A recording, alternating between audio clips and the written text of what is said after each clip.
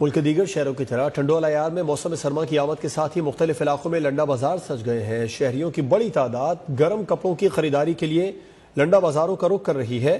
تاہم ہوش ربا مہنگائی کے سبب لنڈا بھی غریب کی قوت سے باہر ہو گیا ہے۔ نمائندہ نیوز ون طارق حمید عباسی اس وقت بازار میں موجود ہیں، ہمیں مزید آگاہ کریں گے۔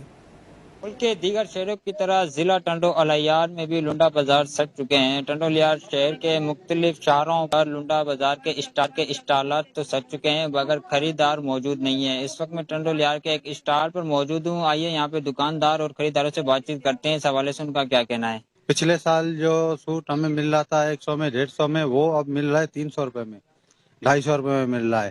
ہم بہت عوام پریشان ہو گئی ہے۔ گراہک آتے رہتے ہیں اور دام بھی وہ نہیں دیتے جو ہم بولتے ہیں، اور کم کر کے چلے جاتے ہیں۔